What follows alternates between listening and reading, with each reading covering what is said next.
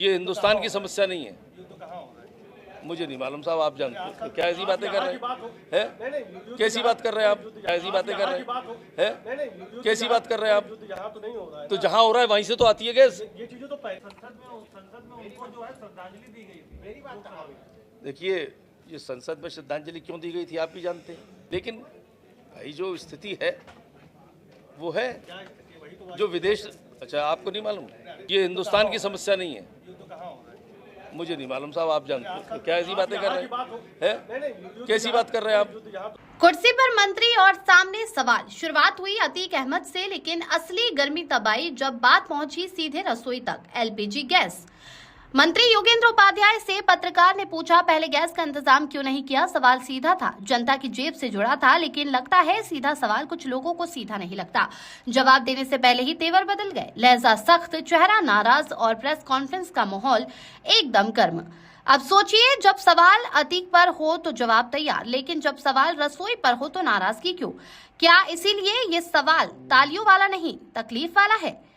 ये वही सवाल है जो हर घर की आग से जुड़ा है, जो हर महीने बजट बिगाड़ता है, लेकिन लगता है ऐसे सवालों से असली परेशानी होती है।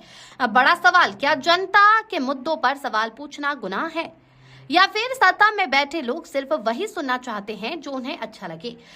कानपुर की ये प्रेस कॉन्फ्रेंस एक तस्वीर साफ कर गई। मुद्दा एलपीजी का था, लेकिन जवाब में दिखी असहजता, और जब जवाब से ज्यादा गुस्सा दिखे तो समझ लीजिए सवाल सही जगह लगा है। श्रद्धांजलि दी गई थी, मेरी बात कहाँ हुई? देखिए, ये संसद में श्रद्धांजलि क्यों दी गई थी आप भी जानते हैं। कुछ ये भी आप भी जानते हैं क्यों दी गई थी। तो उनसे भी पूछिए ना कि वो संत थे कि नहीं थे। अरे बहुत बड़े-बड़े लोग नहीं, संत क्यों दी गई थी पहले बताइए, क्यों दी गई थी? सदन का सदस्य था, मृत्यु हुई, उन्होंने दे दी। ये तो परंपरा चली आ रही है। लेकिन क्या किसी भारतीय जनता पार्टी के आदमी ने उसे संत बताया? क्या किसी भारतीय जनता पार्टी के आदमी ने उसे अप्रिशिएट किया?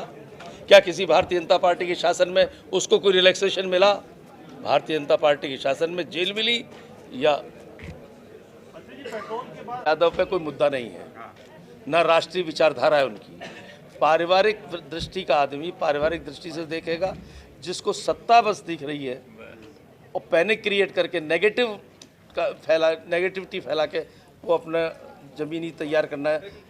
देखिए, बताइए कि क्या कहा जाए, मतलब पैनिक खत्म कर दिया जाए, क्या कहा जाए वो बता दीजिए, वो लिखा जाए। नहीं, हम तो कुछ नहीं कह रहे। नहीं, आप कहिए ना कि सब कुछ सही है सर, प्रधानमंत्री। देखिए, किन परिस्थितियों में समस्या पैदा हो रही है, इसका वातावरण भी जनता को देना चाहिए।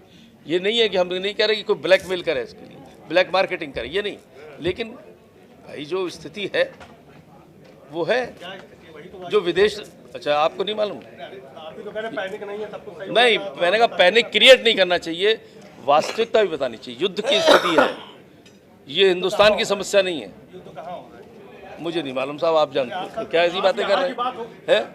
कैसी बात कर रहे हैं आप? यहाँ तो नहीं हो रहा है। तो जहाँ हो रहा है वहीं से तो आती है गैस। ये चीजें तो पहले से वो करना चाहिए था ना। अच्छा, मुझे ये आपको मालूम था कि अमेरिका कब अटैक करने वाला है? अरे पीएम बताओ, वहाँ इजराइल। चलिए, कोई दूसरा क्वेश्चन करिए।